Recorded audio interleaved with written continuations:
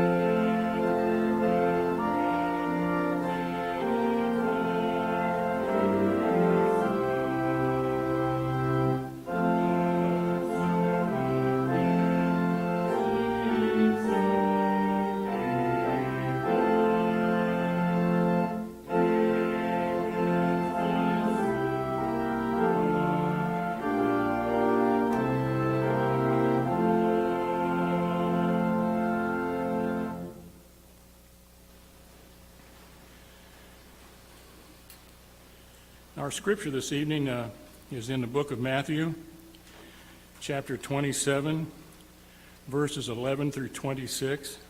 That's on page 1547 in your Pew Bible. And we're just going to read through verse 19, but Pastor McGaggard's sermon is based all the way through verse 26. Meanwhile, Jesus stood before the governor, and the governor asked him, "Are you the king of the Jews?" "Yes, it is as you say," Jesus replied. When he was accused by the chief priests and the elders, he gave no answer.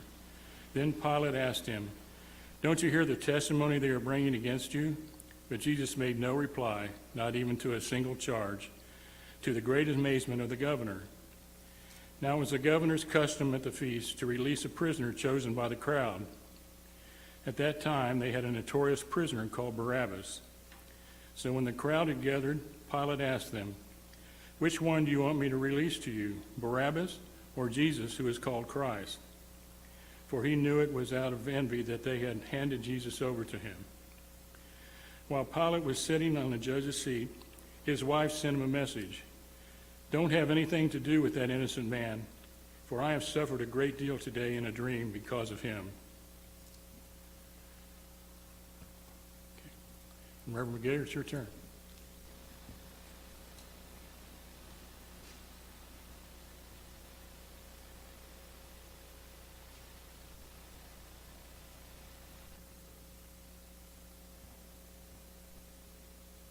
Well, it's just good to see your faces again.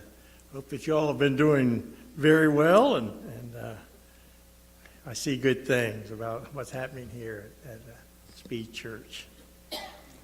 We want to take a look at Pilate. Pilate, he wasn't the most popular man on the block.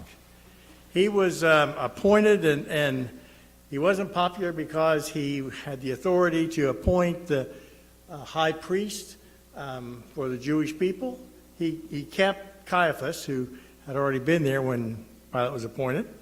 He put pagan symbols around of the emperor around Jerusalem, and on the coins he put pagan images. He just wasn't the most popular man around. When there was an uprising, he was brutal. He'd been called to, and would be called again to Rome because of sometimes even his brutality. So even Rome recognized that he wasn't the best.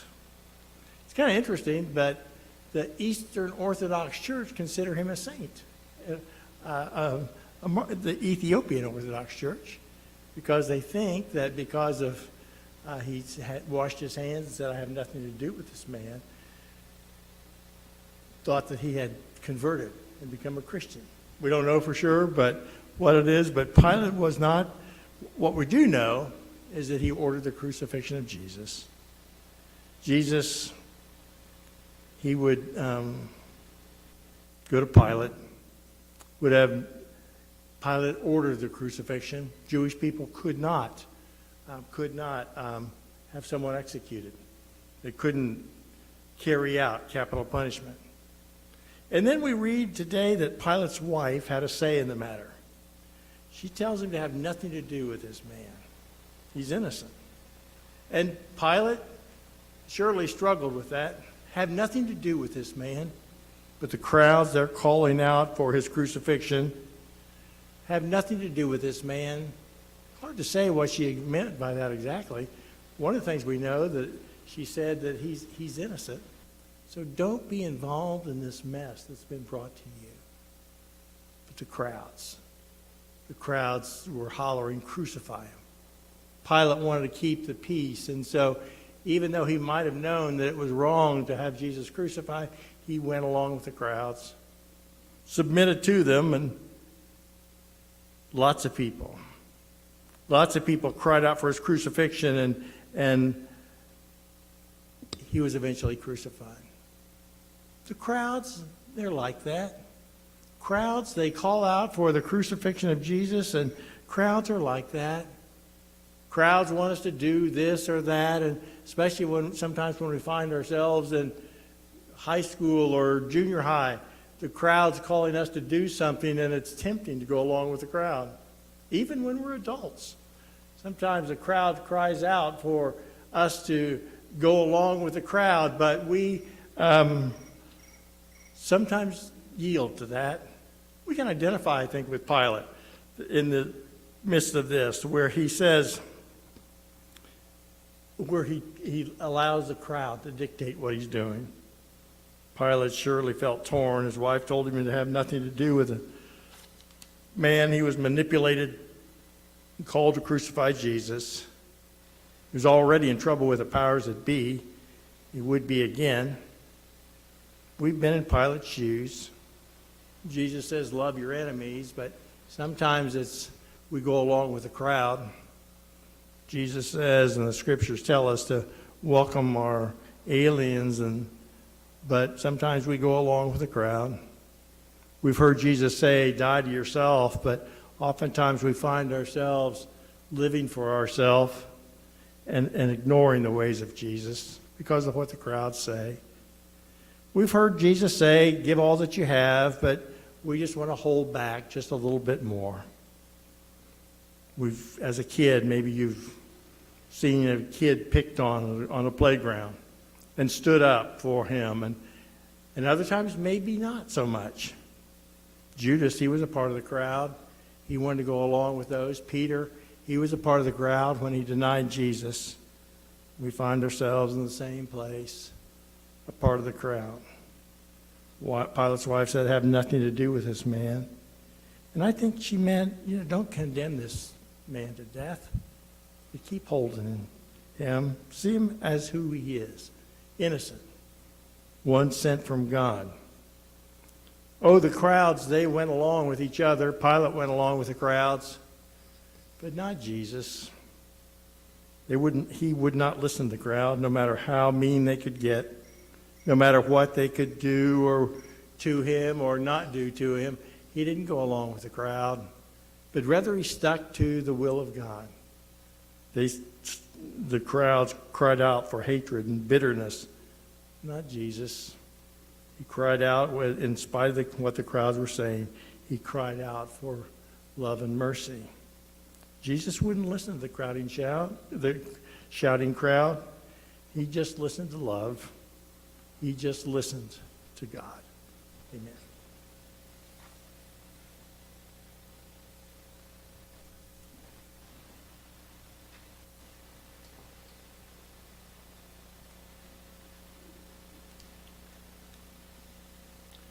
Thank you, Reverend McGillard. Departing hymn is "Oh, How He Loves You and Me," number 254.